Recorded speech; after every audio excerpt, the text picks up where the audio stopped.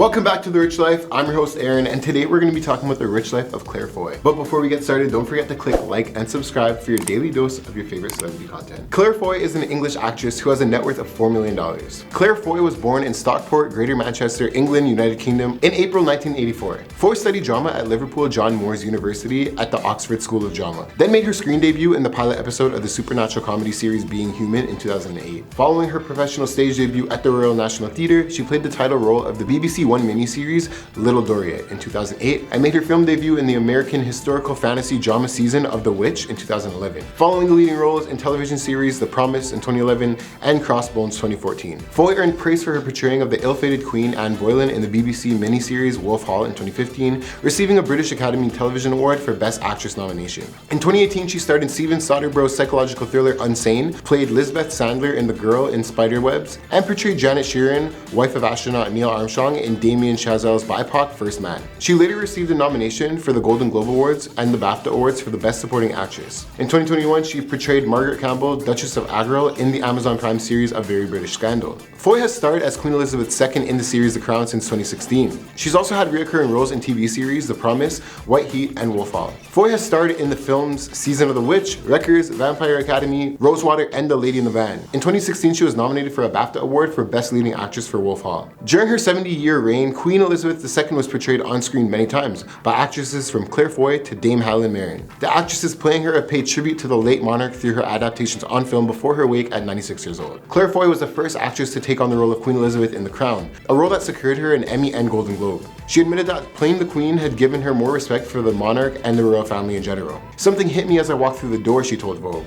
"I was suddenly aware that being royal is no privilege. They are constantly on. They cannot ever slip off their shoes in public. Celebrities choose fame. Royals have it in thrust of them." Following in Claire's footsteps was Olivia Colman, who earned an Emmy and Golden Globe for the role. But following the death of Queen Elizabeth II, the UK's longest serving monarch, Netflix's hit series The Crown has had a huge surge in popularity. The Crown chronicles the life and the reign of the Queen, beginning in the late 1940s before she ascended to the throne in 1952. The series depicts the significant political and personal events throughout the Queen's time as monarch, from her relationship with Winston Churchill during the post-war era to her interactions with Margaret Thatcher in the course of her 11-year run as Prime Minister. According to data analytics from Whip Media, viewerships of the Emmy-winning drama increased by more than 800% in the UK over the weekend. Viewing figures also skyrocketed in the US, France, and Australia. The numbers quadrupled in the US between September 9th and 11th, while they tripled in France. Globally, viewership was nearly 4 times higher this past weekend following the British monarch's death compared to the previous weekend. Furthermore, the Crown's showrunner announced that filming the show's 6th season has been temporarily suspended out of respect for Her Majesty the Queen. Season 5 of the series is set to premiere in November, which Almeida Staunton will take on the role of Queen, previously played by Claire Foy and Olivia Colman. Miss Foy was portrayed by the young Queen as she ascended to throne in the first 2 seasons of The Crown,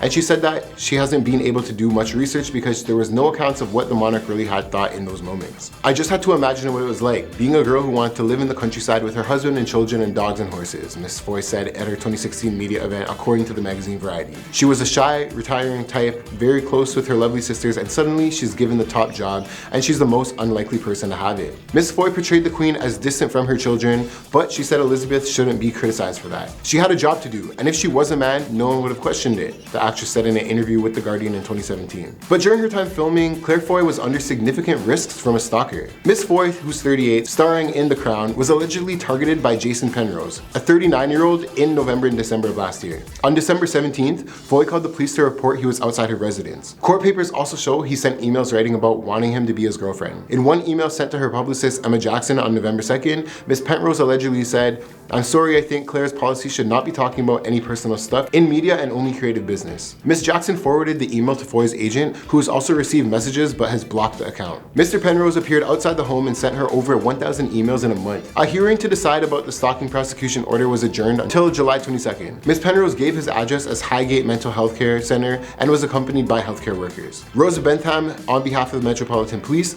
told the court that Mr. Penrose posed as a film director and producer who wanted her to appear in his next film. She said he contacted the actor's sister and agent and found out where she lived and frequently rang her doorbell. The Met has apologized for the full SPO, which blocks suspected stalkers from contacting or approaching victims while a criminal investigation is underway. Lawyer Moira McFarlane, who represented Mr. Penrose after he turned up without representation, opted for adjournment and said the client's mental health was still under question. A breach of the order could lead to criminal prosecution. Magistrate Clave Jenkins told Mr. Penrose not to attempt to communicate with Miss Miss Foy, her family, or her agent. Mr. Penrose promised he would not. At Highbury Corner Magistrates Court, an interim stalking prosecution order, SPO, was made against Mr. Penrose, whose address on court files is a hotel in Paddington, West London. He's not allowed to contact Miss Foy or Miss Jackson or attend their homes or anywhere they could reasonably be expected to be. The PA News Agency reported the terms of the order were explained to Mr. Penrose outside court. Any breach of order, which will remain in place until a hearing for a full order on June 30th, can be prosecuted as a criminal offense. Chairman of the bench, Amanda Gibbons, said the order was appropriate given the effects of the alleged victims in the case and extent to which the activity escalated from a series of emails to personal visits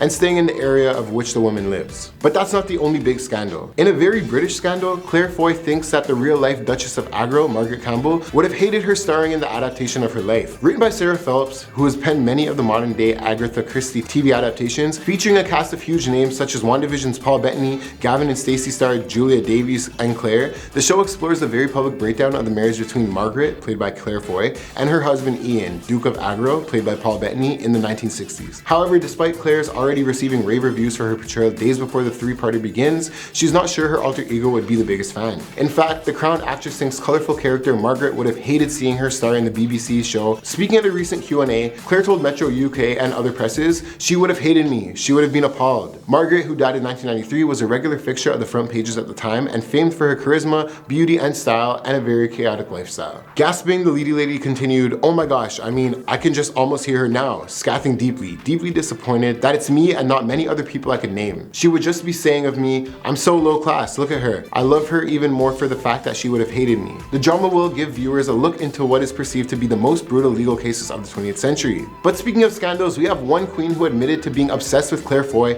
and the whole series of The Crown, Miss Nicki Minaj. It's no secret Nicki Minaj loves the British accent, so it should be no surprise that the rapper would become such a huge fan of The Crown. Like millions of viewers across the world, the pink print hitmaker is obsessed with the series based on the life of Queen Elizabeth II and the royal family. In an open letter to fans she shared on her website, the 30-year-old rapper explained that she'd been binge watching the program during her pregnancy and early motherhood, revealing that she's watched every episode at least 5 times. The super bass rapper wrote, "My darlings, as I complete this album and documentary, I'm obsessing over The Crown on Netflix. I can't get enough of Claire Foy's perfect face. I want to eat it. It just does the right thing in every single scene. LMAO. I love Helena as Princess Margaret and Josh as Prince Charles, although let's face it, he's a tad hunkier than the real prince ever was. And yes, I just used the word hunkier." Bravo to the entire cast, writers, and directors. Last year, it was revealed that within the space of the first week, season 4 of the series was viewed more than 29 million times across the world. Let me know in the comments below what you think about this whole thing and the Queen passing, and Claire Foy's portrayal and all things to do with her roles. My name's Aaron, thanks for checking out The Rich Life, and I'll see you soon.